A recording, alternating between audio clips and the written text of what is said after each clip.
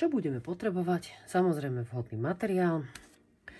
Ja som na toto pončo použila takúto veľmi zaujímavú pestrofarebnú vlnu od online. Je to línie 518, volá sa Šaba alebo Saba, ako chcete. 90% New Wool, šurvole a 10% poliamid, čiže naozaj veľmi príjemná a hrejivá vec. Je to Merino Superwash s certifikátom kvality dokonca. 100 gramov, 150 metrov je návín. 6,5 sedmičky sú odporúčané ihlice. A po vyskúšaní som ja zvolila 5,5, aby to bolo také plnšie, ale zároveň tá vlna dýchala. Každopádne si prispôsobte vy podľa toho, ako pletíte. Ja pletiem dosť voľne, preto som zvolila o niečo menšie číslo ihlíc. Konkrétne na tento materiál, vidíte, je naozaj veľmi zaujímavá farebne. Už to bolo vidieť aj na tom ponče, ale aj takto v klbku. Je to naozaj skvelý materiál. A ešte krásne pestrofarebný, čo zase ja mám veľmi rada. No a ešte budeme potrebovať dva značkovače, ktorými si samozrejme označíme stred, keďže nič iné nebudeme potrebovať, len sledovať naozaj tú stredovú líniu, aby nám to očko neušlo. A keďže je to také plné, tak samozrejme potrebujeme to naozaj mať označené. Tak poďme na to. Veľmi jednoduchým spôsobom, klasickým, ako zvyknete, si nahoďte 5 očiek, trošilinku nitky samozrejme na začistenie. Si treba nechať pozor, ak používate vlnu, rátajte s tým, nenaťahujem, nepoťahujem, nerozťahujem tie nitky, nakoľko nie je to ako pri tých umelých akrylových vlnách, že to môžete naťahovať. Tu treba dávať pozor, pretože vlna je spriadaná, takže nerozťahujeme, aby sa nám nitky od seba neodpojili. 5 očiek sme si nahodili a rovno ideme na to, ako ideme pridávať.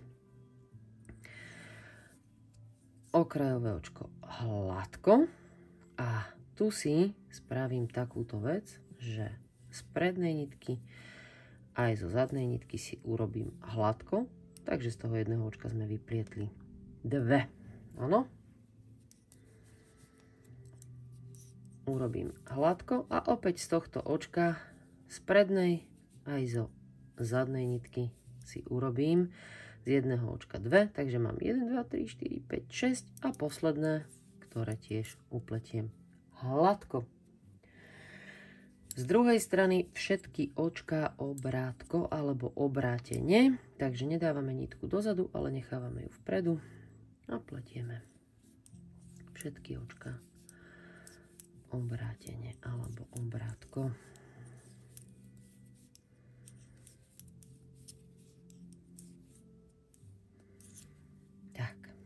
No. A teraz, keďže sa nám to už v strede vyrysovalo, to stredové očko, okolo tohto si my dáme tie značkovače. No ale už teraz ideme to klasické pridávanie, ktoré budete používať v princípe skoro až do konca. Čo sa bude meniť len v prípade, ak robíte väčšie pončo, také ako ja mám radšej tie väčšie, také tie oversize, čiže mám stredovú šírku 80 cm.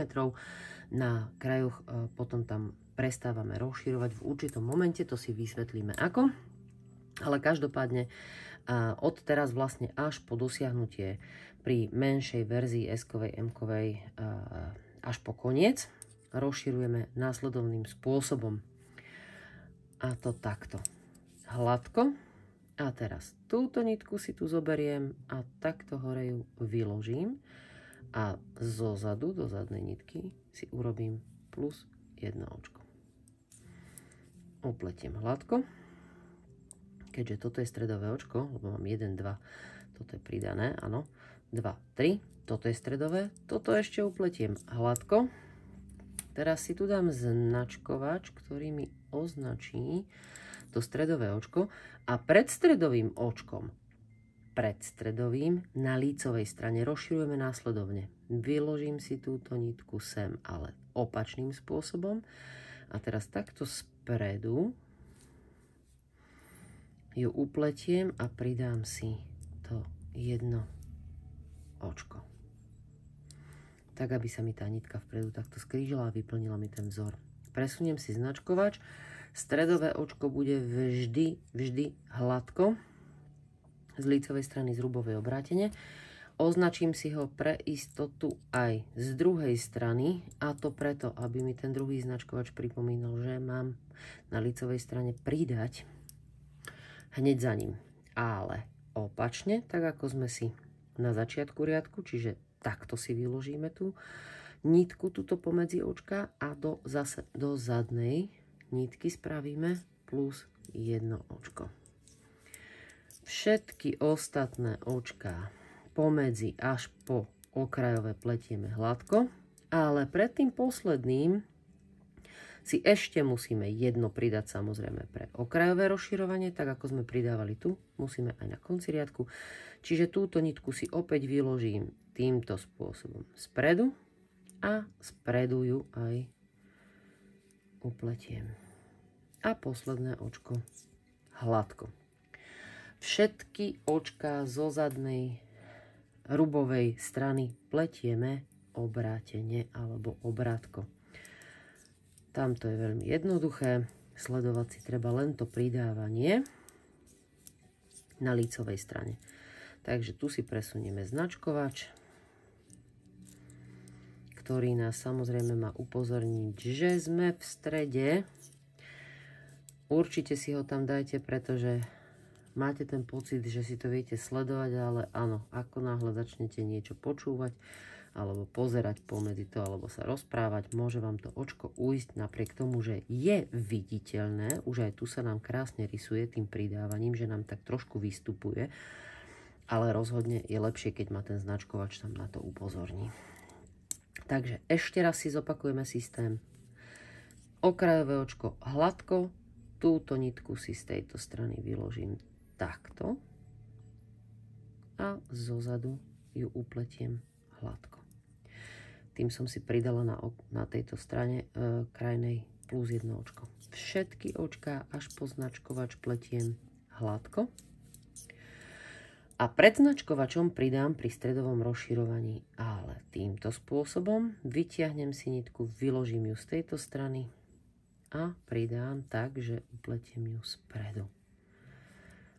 Presuniem si značkovač, stredové očko hladko, presuniem druhý značkovač a hneď za ním musím pridať aj z druhej strany okolo toho stredového očka. A tu zase opačne, tak ako na začiatku riadku, pridávame vlastne aj toto ľavé rozširovanie a to za zadnú nitku. Čiže máte spôsob pridávania dvojaký, buď zozadu alebo spredu a máte jedno zadné, druhé predné, zadné a predné. Tak si to zapamätáte. Ono to už potom pôjde ako po masle. A opäť všetky očká až po to okrajové pletiem hladko a pred ním si opäť vytiahnem tú nitku, vyložím si ju týmto spôsobom na ihlicu a spredu takto pridám jedno očko. A potom upletiem aj to posledné. No, opakovanie je matka múdrosti. Rubová strana, všetky očka obrátene.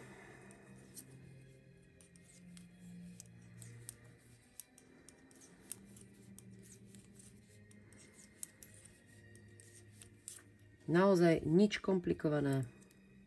Vedia sa to naučiť aj začiatočníci. To pridávanie sa môže zdať špecifické, alebo teda také komplikovanejšie zo začiatku, ale uvidíte, pri treťom riadku už budete ako profíci.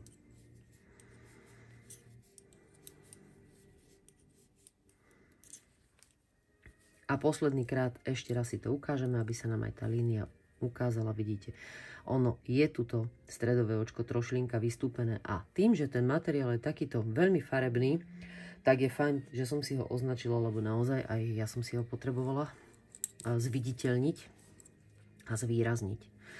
Takže posledný krát si ukážeme pridávanie, lebo rubový riadok je jednoduchý. Takže okrajové očko hladko, vyložím si nitku zo zadnej strany hore a do zadnej nitky. Pichnem ihlicu a upletiem jedno hladko. Všetky očká až po značkovač pletiem hladko. Pred značkovačom si pridám +1, ale opačným spôsobom, čiže spredu si vyložím nitku na ihlicu a spredu aj upletiem to očko +1.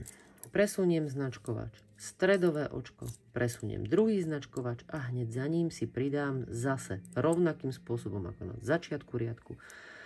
Zozadu vyložím nitku hore a do zadnej nitky urobím +1 hladko. Všetky očká až po okrajové pletiem hladko a pred posledným okrajovým si opäť vyložím spredu na ihlicu túto nitku pomedzi očká a pridám si +1 očko a potom to posledné upletiem. Lícová rada je jasná, pridávanie musí byť tu okolo stredového dvakrát, z jednej aj z druhej strany a samozrejme aj na druhom konci.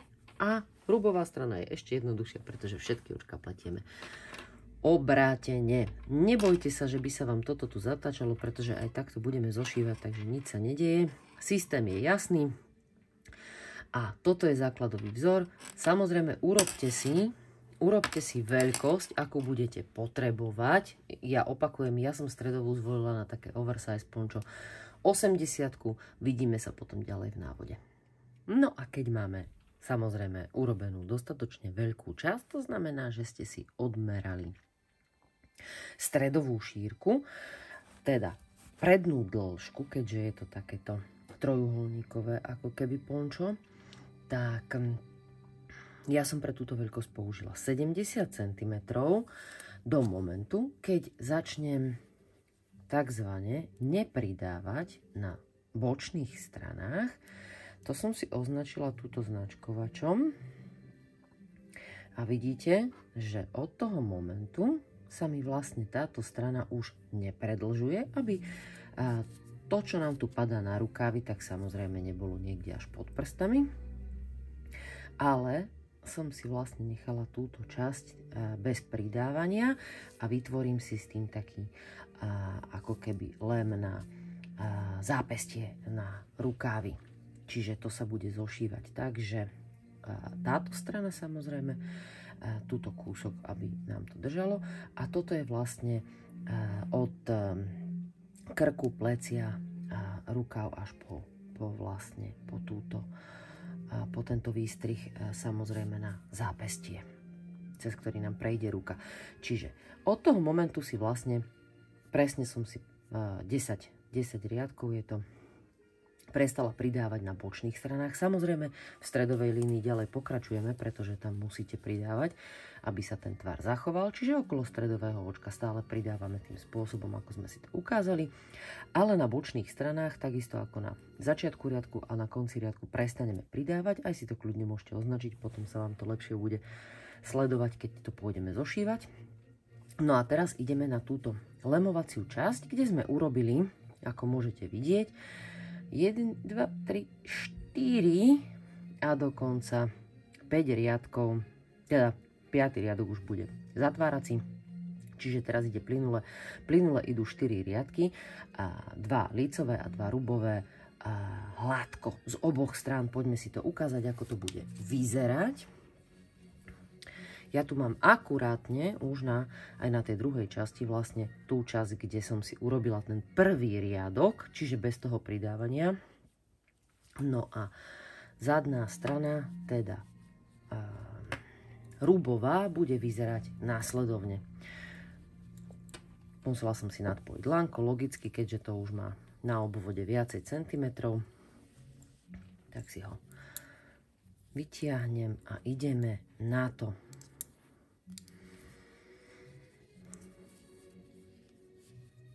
Z oboch strán hladko, čiže od začiatku riadku budú všetky očká pletené hladko. Nič komplikované. Sľúbila som, že tento vzor je úplne jednoduchý.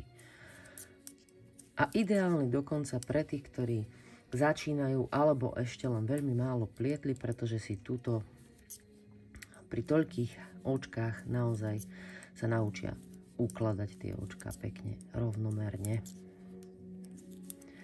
Takže týmto spôsobom postupujeme až po stred. A keďže ja už mám ten kúsok trošilinka dlhší, tak videjko pozastavím a ukážem vám, ako to budeme robiť v strede, tieto dva rubové riadky, keďže lícové zostávajú rovnaké ako sme si ukázali v tom základnom návode. No a vidíme sa pri stredovom očku. No a tu si ukážeme, ako sa bude robiť z rubovej strany vlastne ten hladký riadok, to čo som hovorila na začiatku návodu, že stredové očko bude vždy v každom riadku z lícovej strany hladko, z rubovej obrátko, tak to aj v tomto riadku zachováme. Presuniem si značkovač a samozrejme toto stredové očko upletiem obrátko. Presuniem si druhý značkovač a pokračujem ďalej. Všetky ostatné očká pletieme hladko aj z rubovej strany. No a týmto spôsobom samozrejme potrebujeme spraviť, ja vám to ukážem na tejto hotovej časti, potrebujeme spraviť dva riadky, čiže toto je ten, čo som vám ukazovala. Vrátime sa, z lícovej spravíme klasický riadok. Samozrejme, ale s tým, že nerozšírujeme. Prečo som vám ukázala, že aj tu si označíme značkovačom, napríklad takýmto. To očko, kde sme prestali v tom riadku, kde sme prestali pridávať na bočných stranách, vám poviem presne prečo. Pretože kým dojdete po druhú časť, a po tú veľkosť, ktorú budete potrebovať, bude fajn, ak si budete vedieť odpočítať, koľko očiek vlastne, alebo teda riadkov máte spravených, a to sa dá nádherne na tejto stredovej línii toho stredového očka krásne odpočítať. Takže aj preto som si označila aj v strede, takisto ako po bokoch som si označila vlastne ten riadok, keď som prestala pridávať vlastne na tých bočných stranách. No a urobíme dva riadky takto, čiže tento si dokončíme, z lícovej strany urobíme klasický hladký riadok a ešte jeden z rubovej strany budeme potrebovať a potom v tom nasledujúcom riadku na lícovej strane, tak aby nám to tu spravilo takúto krásnu slzičkovú líniu, uzatvoríme klasickým spôsobom, ako ste zvyknutí, či už spletať dve hladko a potom preložiť na ihlicu, alebo upliesť hladko a presunúť to očko predchádzajúce cesto nechám na vás, každému ako je výhodnejšie, a budeme mať samozrejme ukončené obidve časti, no a potom si ukážeme, ako ich budeme spájať. Takže keď máme hotový ten lém, ako sme si povedali, dvakrát klasický riadok z lícovej strany a rovnako štrikovaný, teda hladký riadok aj z rubovej strany, tak uzatvárame. Ja som sa rozhodol, že predsa len vám ukážem tento druhý spôsob, ktorý zvyknem používať. Čiže toto očko si upletiem hladko a toto upletené si cez neho takto snímem. Tým sa nám vlastne pekne darí, bez toho, aby sme to sťahovali na okraji, uzatvoriť všetky očka. Ak máte iný spôsob, kľudne ho použite, nie je s tým problém. A keď budeme mať obe časti vlastne hotové a doštrikované a uzatvorené, začistíme si nitky a pôjdeme na pončo. Si môžeme spojiť po stranách vlastne na tých rukavových častiach dvomi spôsobmi. Buď si ho zhačkujeme, a to tak, že na rubovej strane si zložíme vlastne tú pleteninu jednu k druhej a budeme zhačkovávať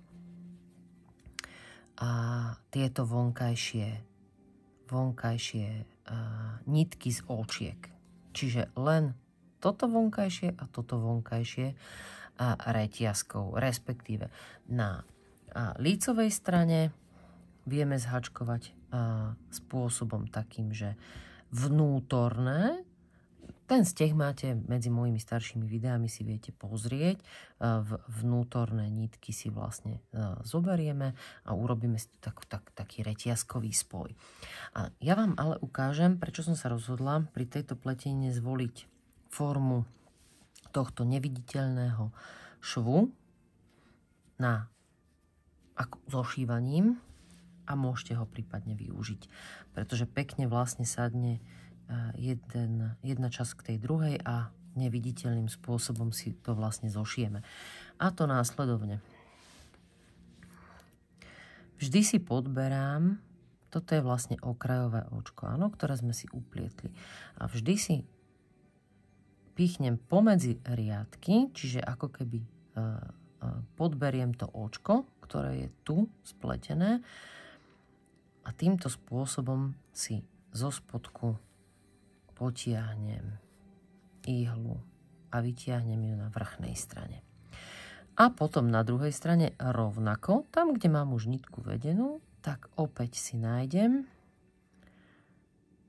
to očko, vidíte? A tak toho ako keby podberiem tou ihlou. Ja ešte to nezaťahujem, potom vám ukážem tú fintu.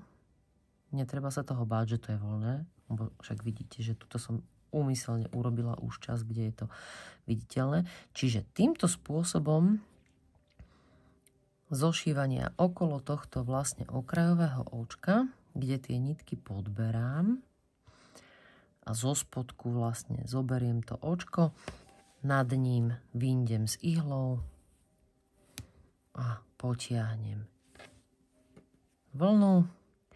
Samozrejme, ak používate čistú vlnu, spriadanú vlnu, dávajte pozor, nesmiete ju veľmi naťahovať, aby sa vám nerozpriadla, alebo teda nerozpadla a týmto spôsobom vlastne si to zošívam. A teraz pozrite na tú fintu. Spodná nitka, samozrejme tu si nechajte trošilinka trčať a jednu k druhej potiahnem. Áno, keďže toto je zmes, tak sa to dá urobiť pekne a zatiahnem si to. Viete to urobiť aj priebežne a vidíte, krásny je ten šev, taký neviditeľný, čiže nám pekne zapasovali tie kúsky k sebe a týmto spôsobom vlastne si viete zošiť až po, samozrejme si necháme na výstrih časť a aj po každom jednom očku si to viete takto dotiahnuť, takže akýkoľvek spôsob si zvolíte, ale samozrejme už keď máte takých tých 5-6 očiek urobených, alebo teda vlastne zošitých, tak odporúčam to potiahnuť. Dá sa to aj po každom jednom. Vidíte, krásne nám to zapadá do seba. Čiže týmto neviditeľným švom si viete takto zošiť tieto bočné strany. Logicky si nechávame časť pre výstrih na krk a logicky na tú rolákovú časť.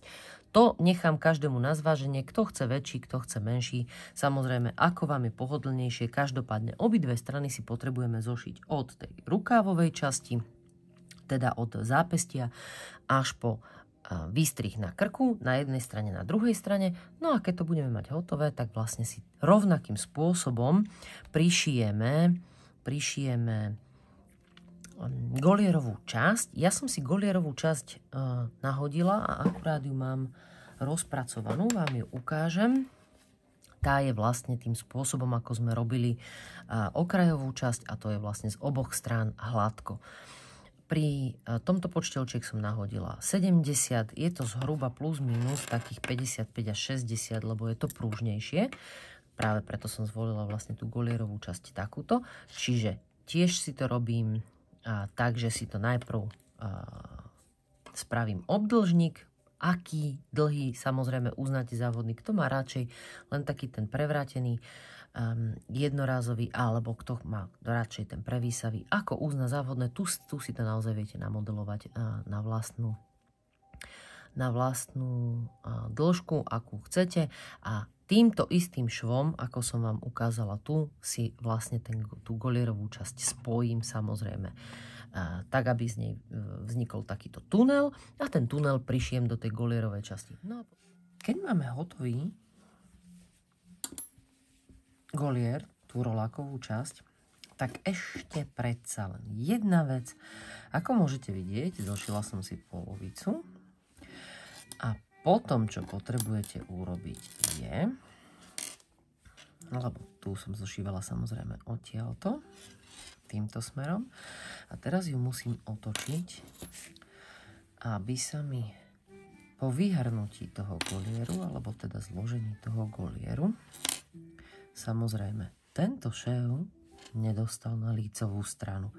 Preto druhú polovicu, respektíve väčšiu časť, ako uznáte za vhodné, tak potrebujete zošiť z druhej strany. Nezabudnite na to, inak si vlastne spravíte tento šév na lícovej strane. Takže ešte takáto malá drobnosť pred samotným dokončovaním. No a tu vlastne už postupujeme presne tým spôsobom, ako sme si ukázali. Čiže túto stranu si vlastne zošijeme z tejto opačnej strany ako tú prvú polovicu. Vidíte? A tým dosiahnem to, že ten šév mám len v tej vnútornej časti, ktorú samozrejme prišijem na chrbtovú stranu. Ale tu šév už na lícovej strane mať nebudem. Bude to vyzerať presne tak, ako táto časť. Takže poďme si ho dokončiť, prišiť a máme pončo hotové.